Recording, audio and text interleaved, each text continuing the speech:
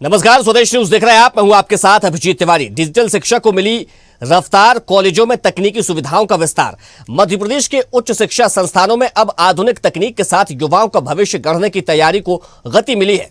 महाविद्यालयों में आधुनिक डिजिटल सुविधाओं का विस्तार किया जा रहा है, जिससे विद्यार्थियों को स्मार्ट, गुणवत्तापूर्ण और रोजगार उन्मुख शिक्षा का बेहतर माहौल मिल सके। Smart classroom, high speed internet, अत्याधुनिक कंप्यूटर लैब और डिजिटल लर्निंग संसाधनों से लैस कॉलेज नई शिक्षा नीति के उद्देश्यों को साकार करने की दिशा में आगे बढ़ रहे हैं। उच्च शिक्षा को आधुनिक, तकनीक सक्षम और विद्यार्थी केंद्रित बनाने की दिशा में उच्च शिक्षा विभाग द्वारा पिछले कुछ वर्षों से अधोसंरचना विकास एवं डिजिटल शिक्षा के क्षेत्र में उल्लेखनीय कार्य किए गए हैं। राष्ट्रीय शिक्षा नीति 2020 के अनुरूप महाविद्यालयों में डिजिटल संसाधनों का विस्तार, प्रयोगशालाओं का आधुनिकीकरण, सूचना प्रौद्योगिकी आधारित शिक्षण व्यवस्था तथा ऑनलाइन प्रशासनिक प्रणालियों के विकास से प्रदेश के उच्च शिक्षा संस्थानों की कार्यप्रणाली में व्यापक परिवर्तन आया है।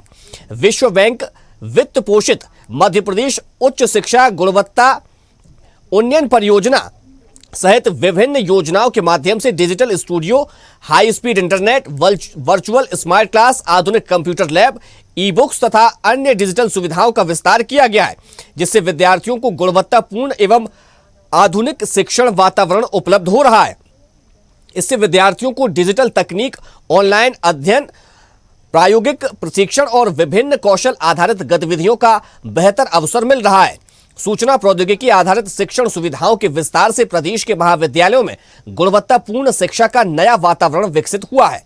विद्यार्थी उच्च शिक्षा संस्थानों में भविष्य की आवश्यकताओं के अनुरूप ज्यादा सक्षम और प्रतिस्पर्धी बन रहे हैं।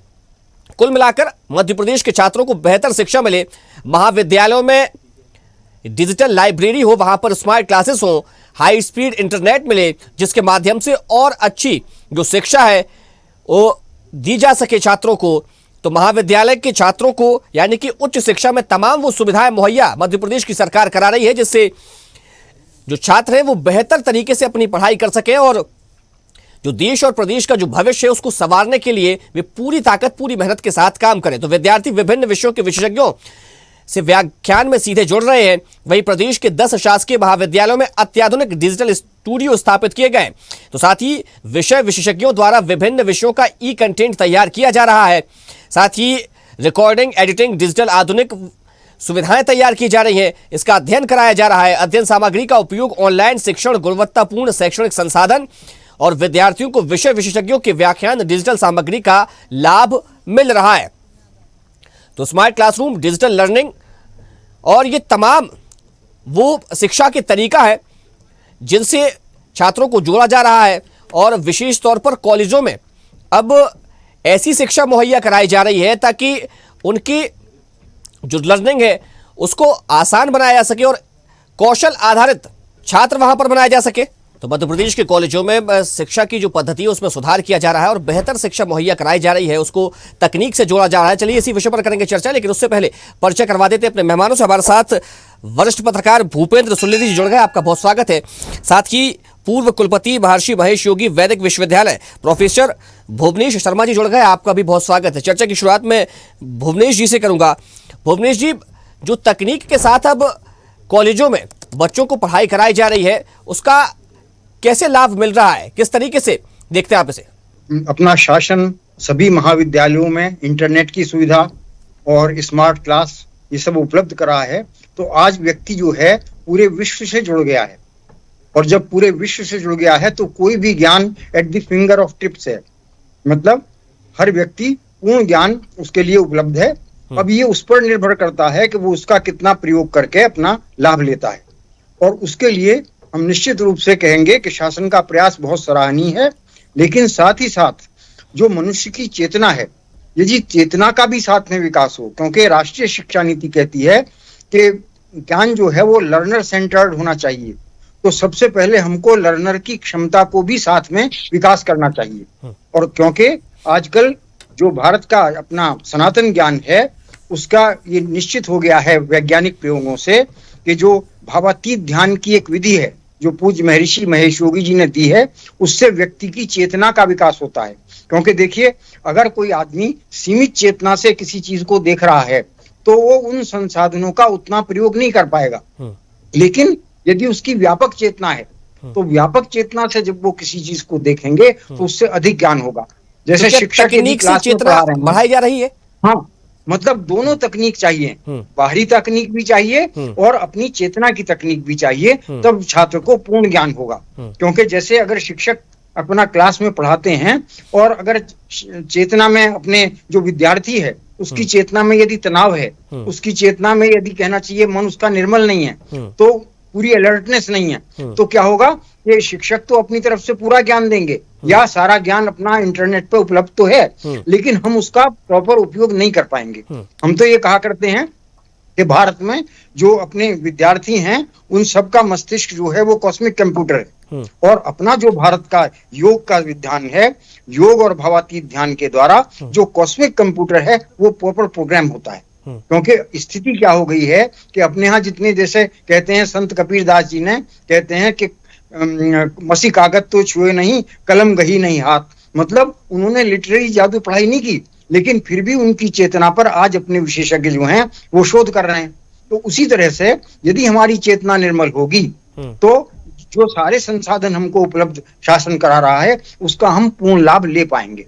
तो भारत को अब समय आ गया है कि आधुनिक तकनीक के साथ साथ जो अपनी भारत की तकनीक है जिससे मनुष्य की चेतना का विकास होता है उसका भी यदि लाभ देंगे तो हम लोग वास्तव में, जैसा अपने भारतीय मनीषियों का एक सिद्धांत है कि इस देश में जन्मे हुए लोग पूरे विश्व को कर्तव्य की शिक्षा दे सकते हैं। आजकल वैल्यूज पर जितनी चर्चा होती है, स्थिति यह है कि सारा मीडिया उपलब्ध है, तो क्या होता है कि अगर चेतना में तनाव है तो वो नेगेटिव लाभ लेते हैं, उसका पॉजिटिव लाभ नहीं लेते। अगर अपनी चेतना सामंजस्यपूर्ण होगी तो हम उसमें से सारी उपलब्ध सूचनाओं में से पॉजिटिव चीज लेकर उसका लाभ दूसरों को भी दे सके।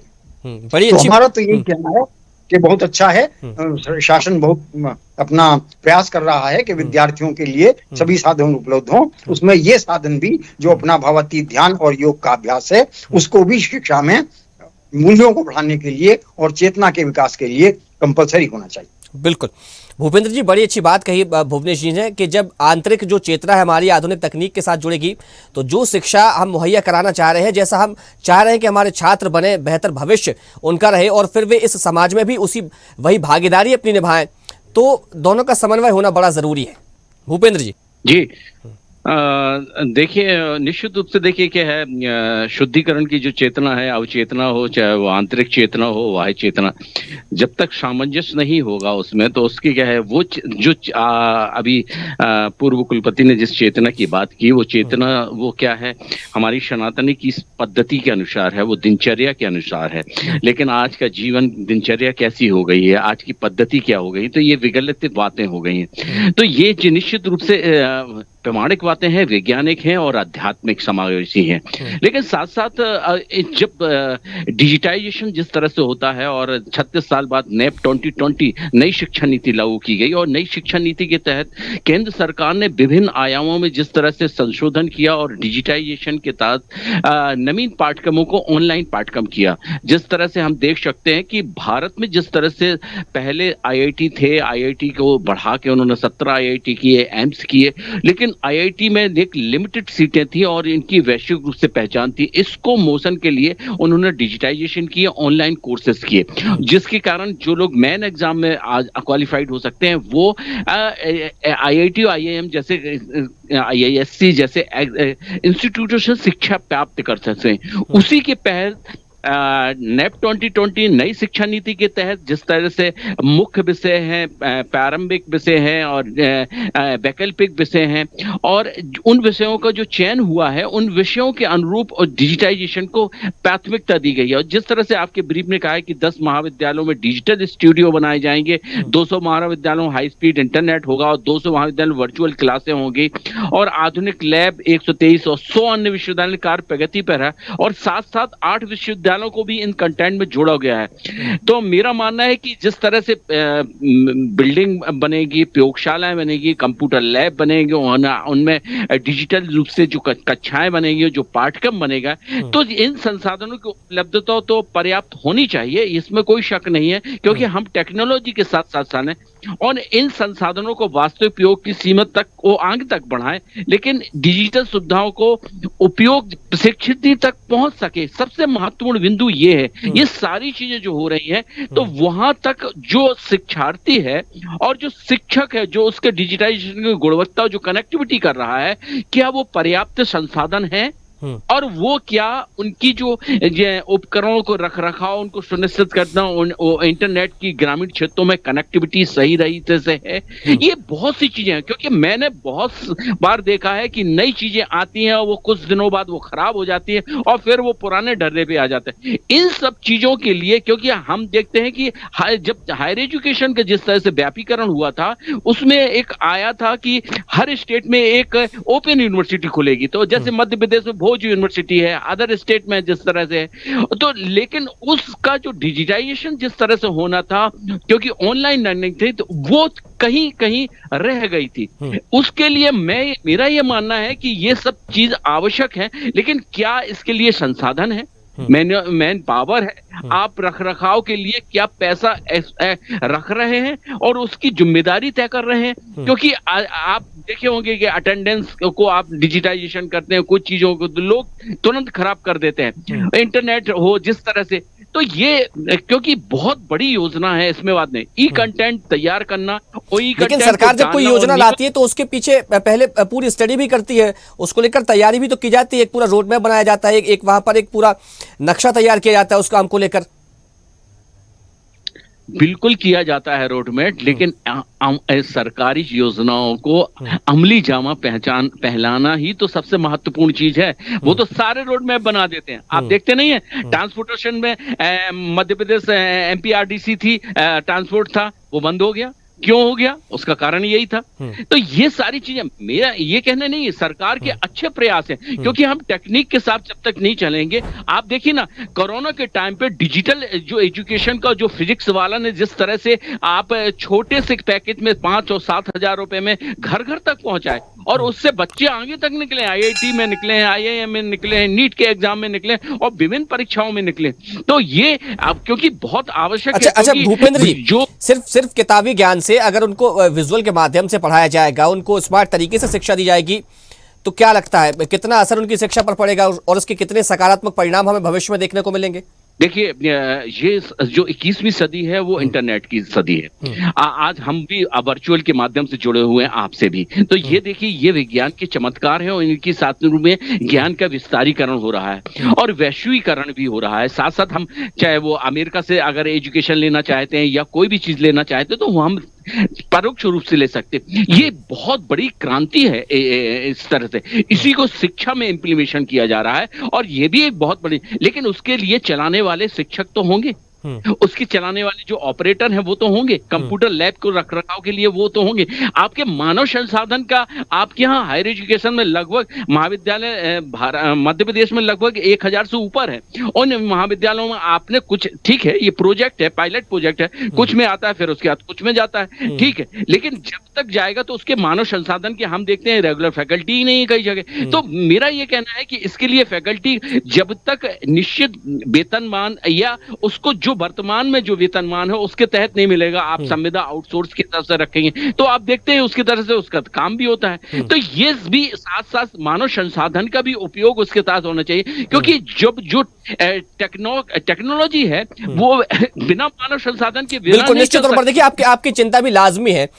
भुवनेश जी, चिंता जताई है भूपेंद्र जी ने, उनका कहना है कि आपने स्मार्ट क्लास बना दिए, आपने नए नए कोर्सेज वहां पर ला दिए, तकनीक से जोड़ दिया, लेकिन वो तकनीक सिखाने ही वाले आपके पास नहीं है, तो फिर कैसे काम किया जाएगा?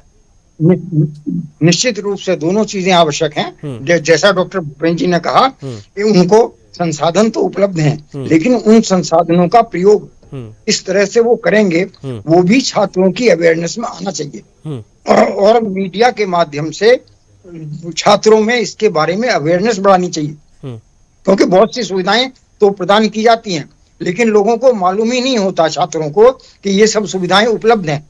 ये बहुत अच्छा है। आज के युग में बहुत से मूक्स के कोर्सेज हैं, बहुत से कोर्सेज ऑलरेडी ऑनलाइन कोर्सेज हैं। जरूरी नहीं कि उसके लिए फैकल्टी हो, क्योंकि वो ऑलरेडी सारे कोर्सेज रिकॉर्डेड हैं। उनका लाभ कैसे लेना है उसकी अवेयरनेस छात्रों में बढ़ानी चाहिए और जब कहते हैं कि इंफॉर्मेशन की अवेयरनेस बढ़ानी चाहिए, साथ ही साथ अपने माइंड की अवेयरनेस भी, अलर्टनेस भी बढ़ानी चाहिए। हम तो यही कहेंगे कि पाश्चात्य ज्ञान के साथ साथ ये जरूर है, जैसे इंटरनेट से सारा समाज जुड़ा हुआ है, उसी तरह चेतना के आधार पर हम लोग कहते हैं भारत जगत गुरु है। तो भारत का जो जगत गुरुत्व का ज्ञान है, हम लोगों की स्थिति क्या हो रही है कि हम अपने ज्ञान को प्रयोग में नहीं ला रहे, बाहरी ज्ञान के प्रभाव में आकर केवल बाहरी ज्ञान प्रयोग में ला रहे हैं, जबकि वास्तव में सब्जेक्टिव और ऑब्जेक्टिव दोनों तरह से विकास होना चाहिए। तो हमारा कहने का माध्यम तो यही है। अभी देखिए यूजीसी ने एक पॉलिसी चलाई, उन्होंने कहा कि दीक्षा होना चाहिए, दीक्षा के ऊपर, दीक्षा जब नए स्टूडेंट्स आते हैं तो उनको दीक्षा दी जानी चाहिए, लेकिन दीक्षा नहीं दी जाती वास्तव में जिससे उसका चेतना का विकास हो। लोगों ने समझ लिया कि योगासन कर रहे हैं तो योगासन करने से ही अपनी चेतना का विकास होगा, लेकिन वास्तव में भगवान शिव जो होते हैं वो अपना साधना में बैठते हैं। लेकिन भुवनेश जी, आज का जो दौर है वो आधुनिकता का दौर है। बच्चे आते हैं, लैपटॉप खोलते हैं, कंप्यूटर पर पढ़ाई करते हैं और इन तमाम बातों से तो दूर होते चले आ रहे हैं। हाँ, वही उसके माध्यम से भी मैं तो ये कहता हूँ, इन सारे जो अपने तकनीकी साधन हैं, उन संसाधनों से भी ये पक्का होता है कि अपने चेतना का भी हमको विकास करना चाहिए। आंतरिक और बाह्य विकास होगा तभी पूर्ण विकास होगा। तो हमारा तो, हम निश्चित रूप से शासन के सारे प्रयासों को हम सराहनीय मानते हैं और ये बहुत अच्छा कहीं आरंभ तो हुआ।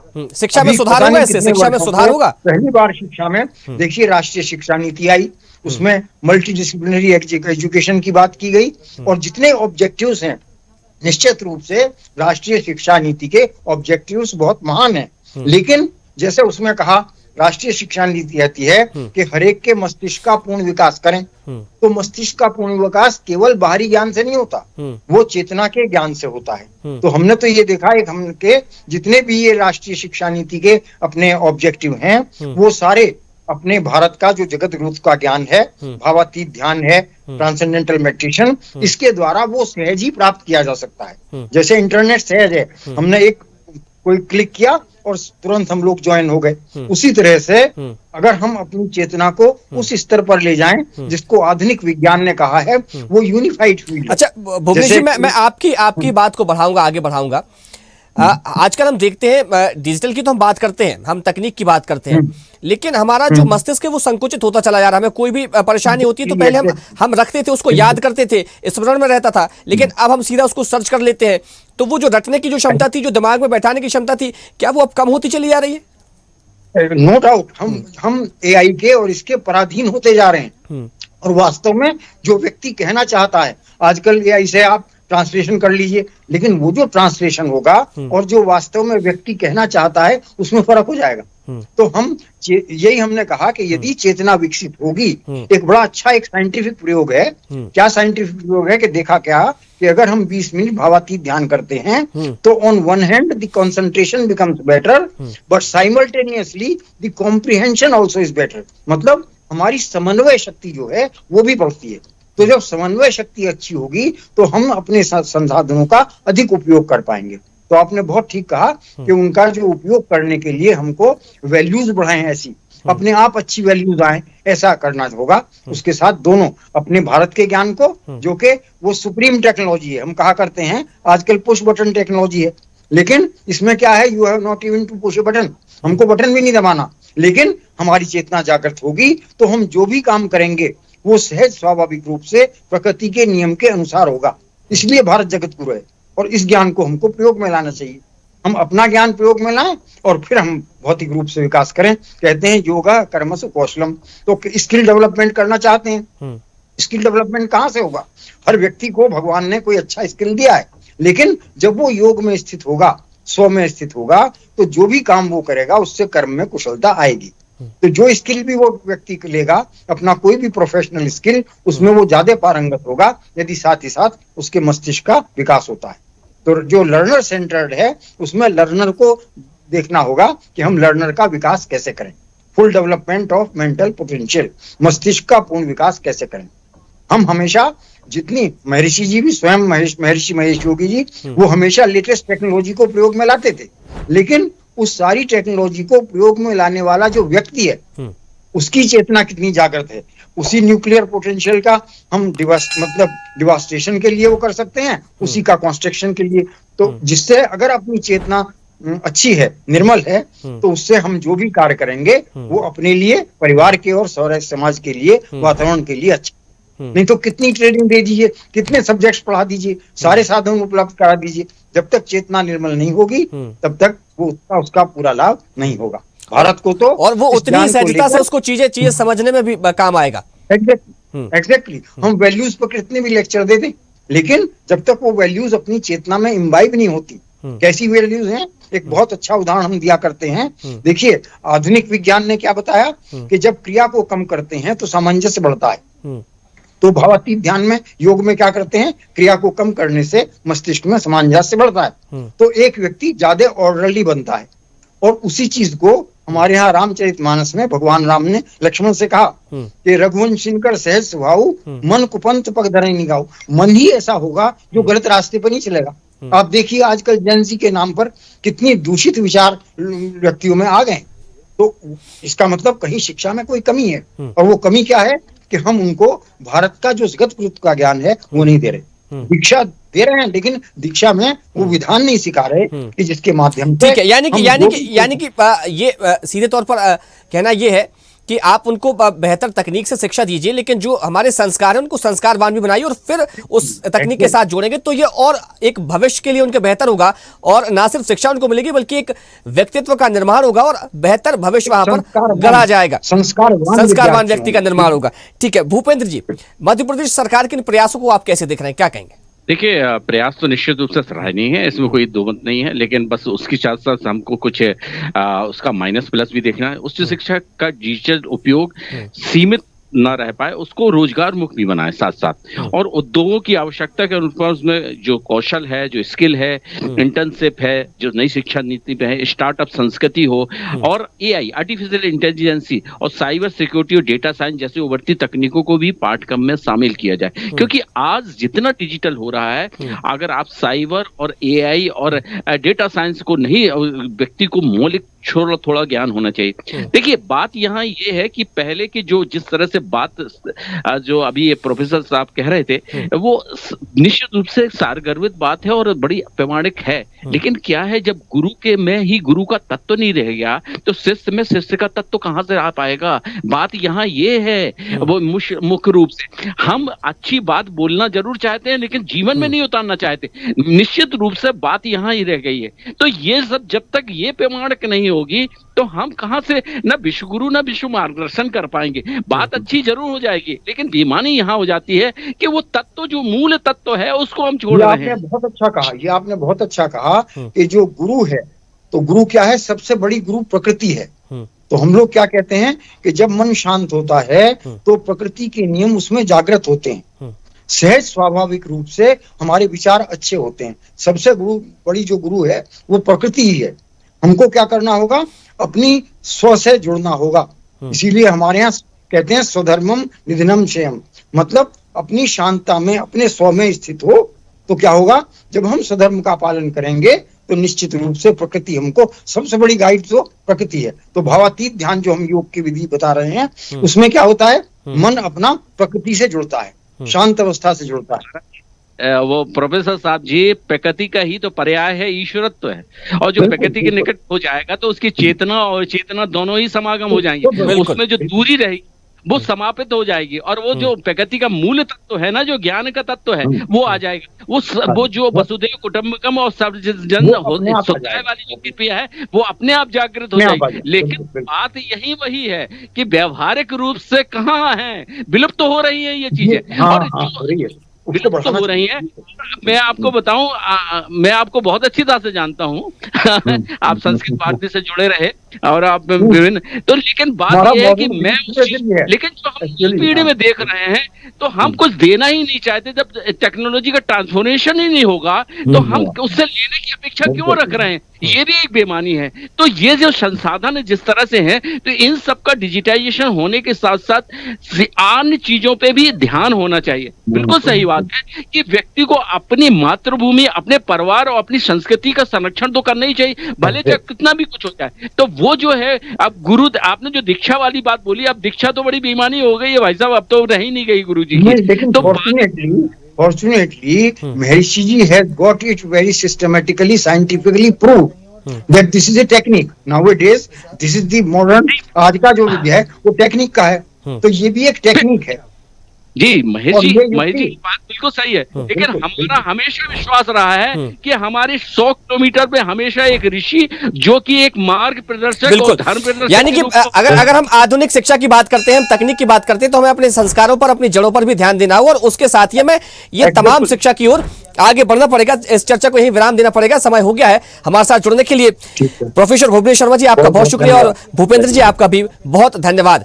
तो मध्य प्रदेश की सरकार उच्च शिक्षा में स्मार्ट क्लास से पढ़ाई कराएगी, छात्रों को बेहतर तकनीक के जरिए, चाहे कंप्यूटर लैब हो, चाहे डिजिटल स्टूडियोज हो, या दूसरी तकनीकी शिक्षा हो, उससे जोड़ा जाएगा, और तमाम कॉलेजों में यह शिक्षा मुहैया कराई जाएगी ताकि जो छात्र हैं उनको बेहतर तरीके से पढ़ाई कराई जा सके। और ना सिर्फ अब विदेशों का उदाहरण बच्चों को दिया जाए कि वहां पर इतनी अच्छी तरीके से शिक्षा होती है, मध्य प्रदेश भी उस लाइन में अपने आप को खड़ा करता हुआ नजर आ रहा है। फिलहाल चर्चा में इतना ही। देखते रहिए स्वदेश न्यूज, सबसे पहले देश। देखते रहिए स्वदेश न्यूज। अगर आप इस वीडियो को सोशल मीडिया हैंडल फेसबुक या इंस्टाग्राम पर देख रहे हैं तो हमें फॉलो करें, अगर यूट्यूब पर देख रहे हैं तो सब्सक्राइब करें और बेल आइकन दबाना ना भूलें।